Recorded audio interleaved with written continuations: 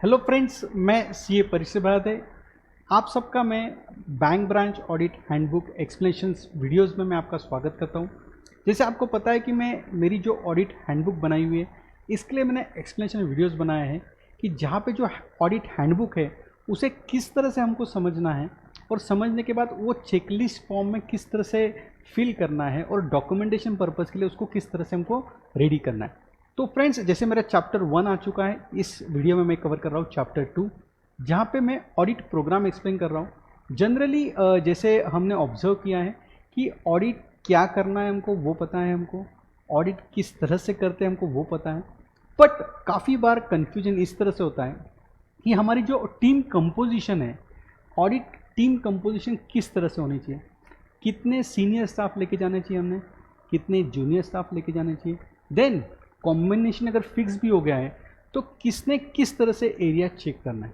तो दोस्तों, एक सजेस्टिव फॉर्मेट मैंने बनाया है। जनरली अगर मिड साइज ब्रांच अगर आपकी आ रही है 100 to 150 करोड़ एडवांसेस के बीच में, तो एक जनरली 5 से 6 लोगों की ऑडिट टीम एक सफिशिएंट टीम हो सकती है। 4 से 6 भी वेरिएशन हो सकते हैं depending on the particular branch portfolio mix.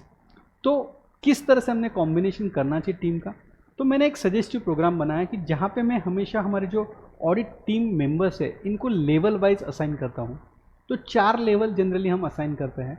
Level 4 is audit partner और ऑडिट प्रोप्राइटर। तो जनरली अगर पार्टनरशिप फॉर्म है तो एक से ज़्यादा पार्टनर्स हो सकते हैं। तो कौन कौन से पार्टनर पर्टिकुलर ब्रांच को हैंडल करने वाले। Then second one is AL3 level. हमारे टीम में अगर जूनियर पार्टनर है तो जूनियर पार्टनर कौन है, और क्वालिफाइड CA है तो क्वालिफाइड CA AL3 में कवर करते हैं। Then AL2 is our senior staff और AL1 is a junior staff. तो हर जगह मैंने लिखा है 1 से 2। तो पर्टिकुलर ब्रांच में आप किस तरह से कंपोजिशन मिक्स कर रहे हो पर्टिकुलर सीनियरिटी और जूनियर स्टाफ का, तो वो आप मेंशन कर सकते हो।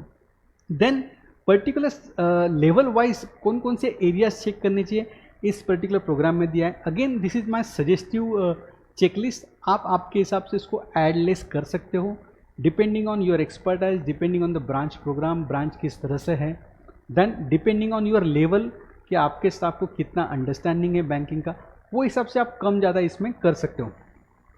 तो ओवरऑल AL4 कंप्लीट ब्रांच की जो रिस्पॉन्सिबिलिटी होती है वो लेवल 4 पे रहेंगी, ऑडिट पार्टनर या ऑडिट प्रोप्राइटर।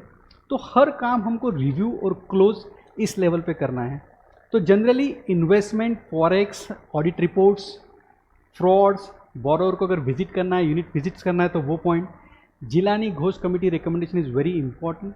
जनरली यहाँ पे मुझे इस तरह से ऑब्जर्व होता है कि जिलानी घोष कमेटी की जो रिकमेंडेशन है वो ब्रांच मैनेजर फिल करके देता है। तो यहाँ पे हमको ध्यान रखना है दीज आर द सर्टिफिकेट्स, और आप सबको मुझे अलग से बताने की ज़रूरत नहीं है। Certificates means confirmation of the fact, 100% accuracy. Then IROC norms हमको चेक करना है। देन लार्ज बोरोवल का जो वेरिफिकेशन है, हमारे बुकलेट में हमने चैप्टर नंबर 9 में लार्ज बोरोवल वेरिफिकेशन कवर किया हुआ है। तो लार्ज बोरोवल वेरिफिकेशन जो है उसमें जो अकाउंट एग्जामाइन लिस्ट है कि हमने जो LFR के हिसाब से वो आप सबको पता ही है 10 करोड़ और 10% which ever is lower side.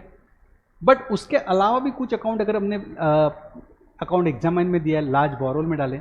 For example अगर एक आधी ब्रांच आपकी अगर मिड साइज है, अगर आप पकड़ते हो उस पर्टिकुलर ब्रांच में 1 या 2 करोड़ का अगर ऑडिट मटेरियलिटी पकड़ते हो, तो 1 या 2 करोड़ के ऊपर जितने भी प्रपोजल वो हो जाएंगे हमारा लार्ज बोरोवल वेरिफिकेशन।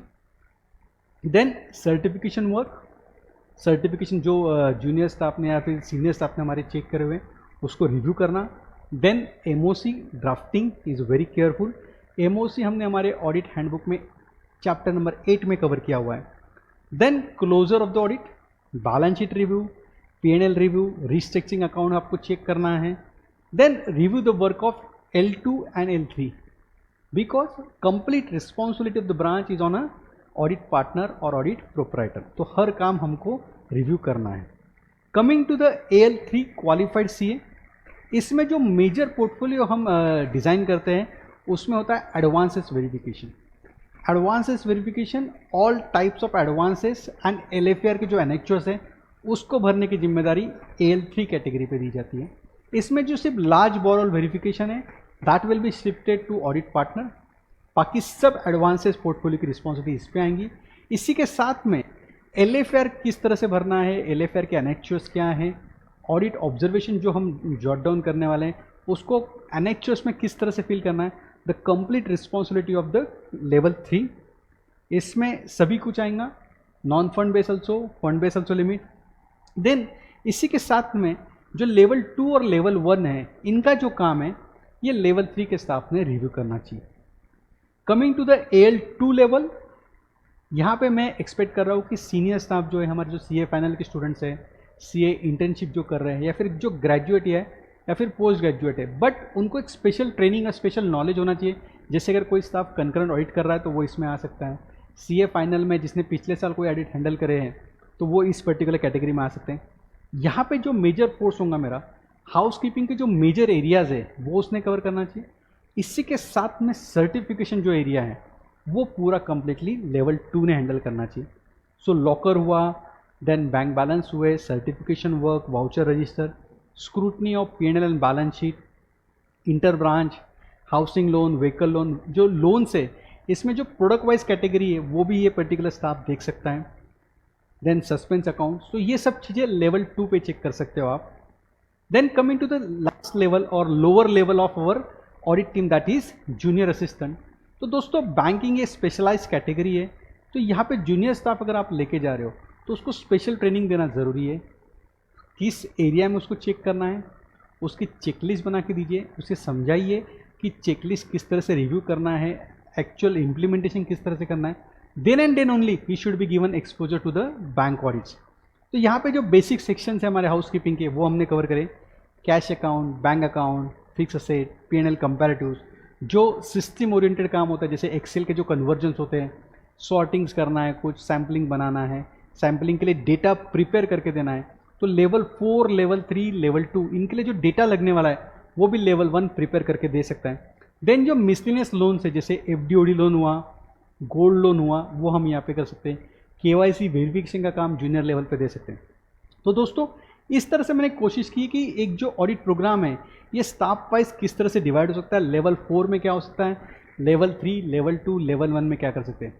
ओवरऑल दोस्तों it is a suggestive programme, ये आप बेस रख सकते हो। और इसके अलावा जैसे हमने ब्रांच का रिस्क पैरामीटर देखा था वो हिसाब से कोई सेगमेंट ऐड लेस कर सकते हो।